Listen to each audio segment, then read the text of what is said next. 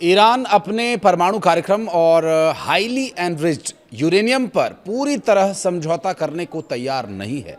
ईरानी अधिकारियों का कहना है कि उनका जवाब सकारात्मक और व्यवहारिक है और अब फैसला अमेरिका को करना है। दोनों देशों ने 8 अप्रैल से लागू सीजफायर खत्म होने की घोषणा नहीं की है। नमस्कार, मैं हूं आशीष त्रिपाठी आपके साथ। अमेरिका के ईरान का प्रस्ताव ठुकराने के बाद अंतर्राष्ट्रीय बाजारों में ब्रेंट क्रूड $104 प्रति बैरल के पार पहुंच गया है। होर्मुज संकट के चलते सप्लाई प्रभावित होने की भी आशंका बढ़ गई है। अमेरिका ने यह दावा किया कि नाकेबंदी के बाद 65 जहाज़ों ने रास्ता बदला है, तो वहीं कतर, दक्षिण कोरिया और दूसरे देशों के जहाज़ों पर हमले और रुकावटों की घटनाएं भी सामने आई हैं। ईरान ने चेतावनी दी कि अगर अमेरिका, फ्रांस, ब्रिटेन या होर्मुज स्ट्रेट में तैनात दखल को बढ़ाता है तो इसका कड़ा जवाब दिया जाएगा। ईरान ने अमेरिकी प्रतिबंध मानने वाले देशों को भी होर्मुज में दिक्कत पैदा करने की चेतावनी दी है। उधर यूएई और कुवैत में ड्रोन अलर्ट भी जारी हो चुका है। कतर के पास मालवाहक जहाज पर हमला भी हुआ, जबकि यूएई ने 2 ईरानी ड्रोन्स मार गिराए जाने का दावा किया है। क्षेत्र में सुरक्षा चिंता लगातार बढ़ रही है। अमेरिकी राष्ट्रपति डोनाल्ड ट्रंप ने ईरान के नए शांति प्रस्ताव को खारिज कर दिया। ट्रंप ने ट्रुथ सोशल मीडिया पर लिखा कि मैंने ईरान के प्रतिनिधियों का जवाब पढ़ा, मुझे ये बिल्कुल पसंद नहीं आया, इसे स्वीकार नहीं किया जा सकता। इससे पहले भी ट्रंप ने ईरान पर खेल खेलने का आरोप लगाया था।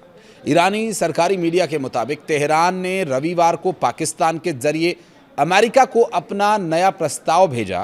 रिपोर्ट के मुताबिक प्रस्ताव में युद्ध खत्म करने, फारस की खाड़ी और होर्मुज स्ट्रेट में समुद्री सुरक्षा को सुनिश्चित करने, प्रतिबंध हटाने और परमाणु कार्यक्रम पर बातचीत की बात कही थी।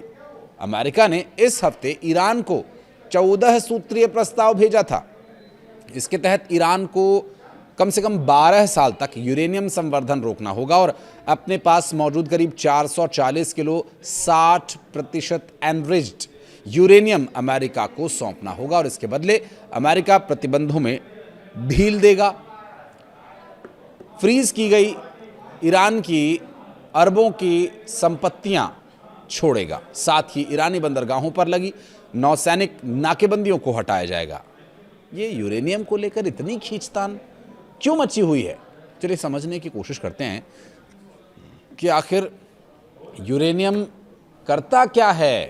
दरअसल हर यूरेनियम हथियार बनाने के काम आए ऐसा ज़रूरी नहीं है। इसके अलग अलग इस्तेमाल होते हैं। मसलन 3 से 5% तक एनरिच्ड यूरेनियम सिर्फ बिजली बनाने के काम आता है। थोड़ा आगे बढ़ें, 20% तक एनरिच्ड यूरेनियम हाई लेवल का माना जाता है, लेकिन हथियार नहीं बनाया जा सकता। बिजली बनेगी या अन्य ईंधन के तौर पर अन्य जगह पर इस्तेमाल हो सकता है, उनके लिए जिनके पास टेक्नोलॉजी है। 60% तक enriched uranium near weapon grade की कैटेगरी में आता है। मतलब हथियार तो बनाया जा सकता है, लेकिन परमाणु बम बनाने के लिए इसका इस्तेमाल करना संभव तो है, पर उतना प्रगाढ़ या उतना कारगर वो शायद ना हो। लेकिन हाँ, परमाणु बॉम्ब की जब बात आती है तो 90% तक एनरिच्ड यूरेनियम होना ज़रूरी है, जो सटीक और प्रभावी होगा और जिस इंटेंसिटी के साथ परमाणु बम बनाए जाने की कोशिश है उसे कामयाब करने में मदद करता है। तो 90% तक उसका एनरिच्ड होना ज़रूरी है। तो वहीं शांति की बातचीत कहां तक पहुंची, इस पर अगर गौर करें तो संयुक्त राष्ट्र टास्क फोर्स के प्रमुख ने यह बताया कि अगर स्ट्रेट ऑफ होर्मुज से फर्टिलाइजर्स की आवाजाही जल्द शुरू नहीं की गई तो करोड़ों लोग भूखमरी, कुपोषण का सामना कर सकते हैं। संयुक्त राष्ट्र महासचिव ने मार्च में इस कार्यबल का गठन किया था ताकि स्ट्रेट ऑफ होर्मुज से उर्वरकों, अमोनिया, सल्फर जैसे, यूरिया जैसे संबंधित कच्चे माल के परिवहन की अनुमति देने के लिए एक तंत्र का नेतृत्व किया जा सके। अमेरिका और ईरान ने इस रणनीतिक जलमार्ग को फिलहाल बंद कर रखा है। यहां से दुनिया भर को सप्लाई होने वाले उर्वरकों का 1/3 हिस्सा आता जाता था और अब दुनिया भर के किसानों के लिए एक महत्वपूर्ण व्यापार मार्ग बाधित हो चुका है।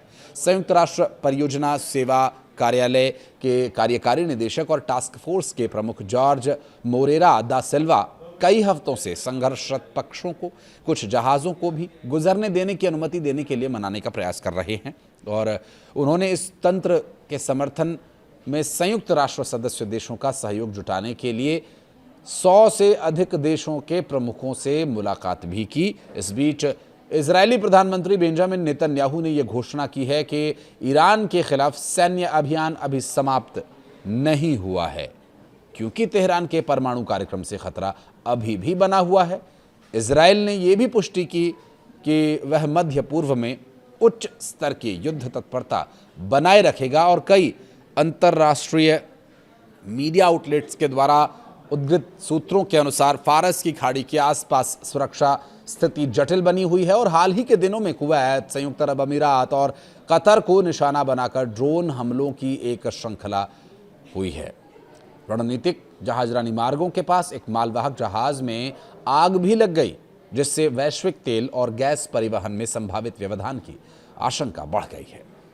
बहरहाल शांति वार्ता किस तरह से परवान चढ़ेगी, पाकिस्तान की मध्यस्थता को लेकर ईरान बिफरा हुआ है, उसके पीछे भी एक बहुत बड़ा कारण है, उसे अगले वीडियो में आपको दिखाएंगे।